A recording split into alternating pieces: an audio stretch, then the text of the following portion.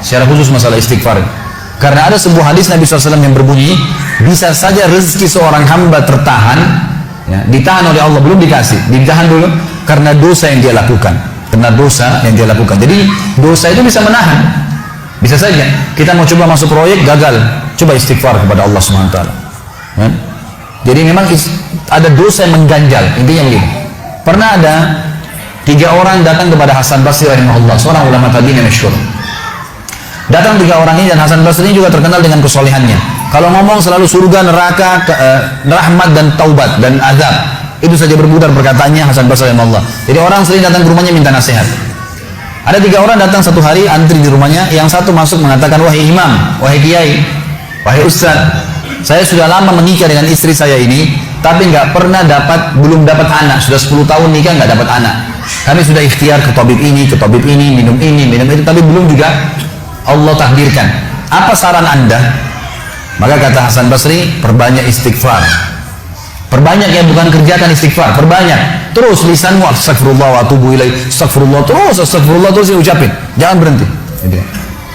Maka kemudian keluar orang tersebut. Masuk orang kedua mengatakan, wahai imam, saya sudah lama kena penyakit di perut saya, sakit terus. Kalau sakit saya sampai nggak bisa tahan, rasanya pengen mati saja karena sakitnya. Sudah coba berobat ke sana sini nggak sembuh-sembuh. Apa saran Anda? Kata Hasan Basri, perbanyak istighfar. Perbanyak istighfar. Amalin, pulang. Datang orang ketiga mengatakan, wahai imam, saya sudah lama bekerja banting tulang.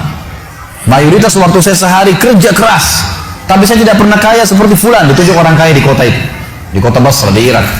Apa saran Anda? Kata Hasan Basri, perbanyak istighfar. Pulanglah 3 orang ini. Lalu kemudian istri Hasan Basri bertanya, wahai suamiku, ketiga orang ini tadi butuh satu mungkin dikasih modal, mungkin satu ditunjukkan tabib yang tepat, mungkin obat. Kenapa Anda cuma suruh istighfar saja? Kenapa nggak istighfar diikutin dengan yang lainnya? Dikasih modal, dikasih obat. Kata Hasan Basri, wahai istriku, tidakkah kau dengar kalau mereka sudah ikhtiar dan sekarang tinggal mereka terbuntu, tertutup di sebuah pintu yang mereka tidak tahu bagaimana jalan keluarnya.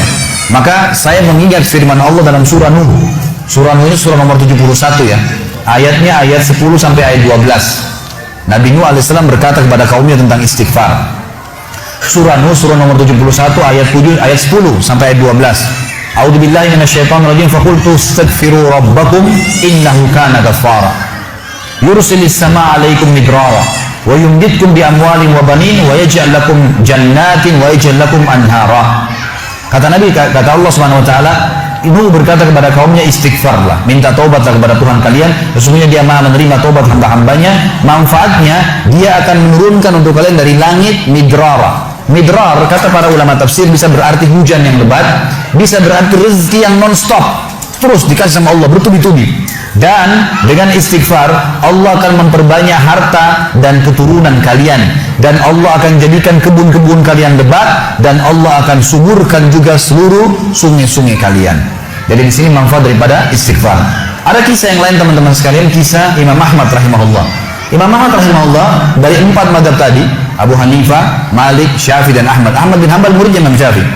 Mazhab yang keempat. Imam Ahmad rahimahullah di akhir hidup beliau ulama besar hadis. Di akhir hidup beliau pernah terlintas di benaknya untuk mendatangi sebuah kota di Irak. Kenapa ke sana nggak tahu. Pokoknya pengen ke sana gitu. Imam Ahmad pergi ke sana. Tiba di kota itu, tapi saya tidak temukan dalam riwayat ini kota apa yang dimaksud. Tiba di kota itu, Imam Ahmad tiba azan maghrib. Lihat masjid, ada satu masjid, masuk masjid itu sholat berjamaah. Orang nggak tahu dia, karena zaman dulu orang tidak ada foto, tidak tahu lihat bagaimana wajah siapa orang ini, nggak kenal. Habis sholat maghrib, Imam Ahmad duduk sedikit baca Al-Quran. Azan Isya dia ikut sholat. Selesai Isya, Imam Ahmad pergi ke pojok masjid, mau geletak tidur. Marbot masjid datang, dekatin. Wahai syekh, syekh ini dalam bahasa Arab 3 artinya. Bisa 1 dari 3. Bisa orang tua, syekh. Bisa orang alim, bisa orang kaya. Jadi tidak selamanya kalau antum dipanggil di Saudi syekh dianggap orang alim. Bisa saja orang tua. Dipanggil, hai syekh, orang tua maksudnya. Ngapain anda di sini? Kata Imam Ahmad, saya musafir, nggak kenal orang siapapun di kota ini. Besok pagi saya mau pergi, nggak ada tempat nginap, saya mau nginap di sini. Karena zaman dulu nggak ada penginapan kayak kita sekarang, banyak hotel segala gitu. Kata marbotnya nggak bisa, masjid nggak boleh tidur. Kata Imam Ahmad, saya didorong-dorong keluar dari masjid. Orang ini nggak tahu kalau ini Imam Ahmad, kalau tahu mungkin diundang ke rumahnya. Tapi ini marbot, masya Allah, istiqamah nih gitu. Keluar dari masjid, ditutup pintu masjid sama dia. Imam Ahmad lihat orang yang sudah pergi, Imam Ahmad lihat ada teras masjid, tidur di teras masjid. Balik lagi marbotnya. Wahai Syekh, ngapain sini?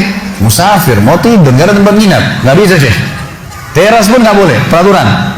Ini saya bilang tadi, istiqomah luar biasa. Imam Ahmad bilang, saya didorong-dorong ke jalanan. Dorong ke jalanan. Waktu saya lagi didorong ke jalanan, ternyata masjid bersebelahan dengan kios penjual roti. Ada satu orang menjual roti di sebelah masjid. Lalu dia mengatakan, Syekh, dipanggil Imam Ahmad, silakan ke tempat saya. Imam Ahmad pun datang.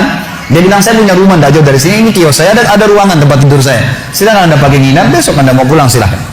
Kata Imam Ahmad menceritakan tentang keadaan dia dengan penjual roti ini. Dia bilang, ada satu perilaku penjual roti ini yang unik.